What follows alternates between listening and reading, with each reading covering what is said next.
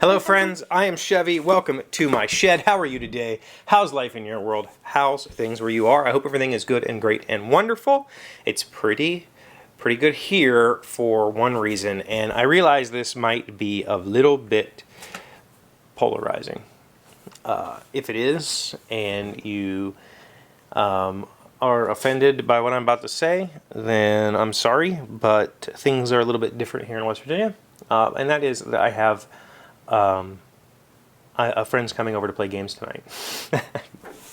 I don't mean to laugh like as in, what's going on is not a serious topic in the country. It is, but it's been a very long time since I've socialized with anybody outside of my children and M, who lives with me. So we see each other constantly and play games, but I haven't played games with anybody but M and my kids since February, and it's been really soul crushing.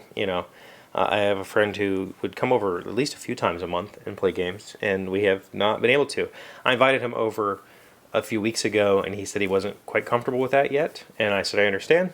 Just opening up. I'm tired of living in fear, but and I'm in a fortunate situation where I am working from home. I am allowed to be completely remote. So if I were to get sick, I could self-quarantine just fine, and I wouldn't be risking anybody else. So he messaged me this week and said, hey, I think I'm ready to open my germ bubble a little bit. What do you think? And I said, yeah, I would love to play games, So we're going to do that. And I'm excited. I think that small gatherings are okay, and they've been okay here for a little while, and we're seeing an uptick. Obviously, it's not what's happening in Texas right now, where it's horrible. And part of that, like I've said all along, is we already in West Virginia we already socially distanced. We're so spread out and so small. Our communities are so small that there's really not this population density where things spread like they do in other parts of the country. So I think I'm excited to just have some social interaction time with a good friend, and it not be shameful. I've done some restaurants and I haven't had a problem there. They're following the guidelines, seating everybody at every other table, taking the girls, and that's been okay. We've gone shopping at a few stores, and it's been okay. Things are it's still a wash your hands, constantly wash your hands, cover your mouth and nose when you cough, that sort of stuff.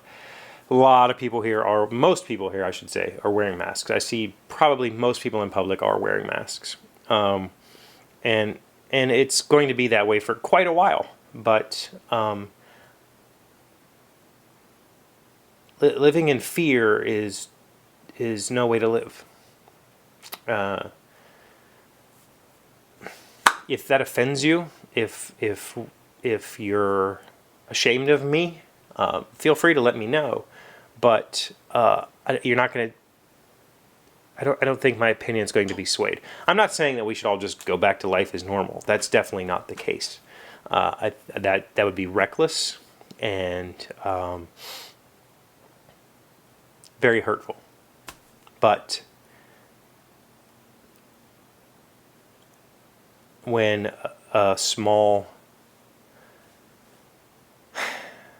group of people decide that it's okay, that they will take that risk together, I think that's okay. I think that there has to be life, right? There has to be. We are social animals. We have to have that time together to hold us together, like as communities, right? So I'm excited. That's all I really wanted to say, was that I was excited because I was going to get to play some games tonight. And when I realized, as I was about to say it, I realized that there's a whole lot of the country right now where if I were to say I'm spending time with somebody, that would be like, whoa, you can't do that, right?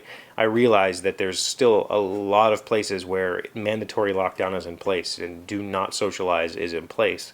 And maybe it's just me being, fortunate for where I live, or maybe I am being reckless. I don't know. But I'm going to choose to take some risk, just as I do every time I get behind the wheel of the car or get on my motorcycle. every time I ride a motorcycle, I'm endangering my life, you know? And I think at some point we all have to decide that it's okay. We'll deal with it. We can't afford to do it on a global scale. We can't afford to do it on a nationwide scale or even a statewide scale at this point. As I said before, that would be reckless and harmful. But individuals, small groups making that decision, I think it's okay. I think it's healthy. Maybe some more people get sick. Obviously, it's happening in high-density places, and that's sad. Unfortunately, I don't think that a nationwide blanket policy is the correct answer. I think it's very localized. I think it's very much dependent on how the local economy works, how the local transport works, you know. Yeah, I don't know. But I'm going to play games. Have fun. So, that's it. Thank you for being here as always. Thank you for liking, commenting, subscribing, being amazing friends and wonderful people. I really appreciate you. And please, if you have a problem with it, let me know. Let me know how things are in your area, whether you would be comfortable even having friends over. Thank you. I'll see you tomorrow.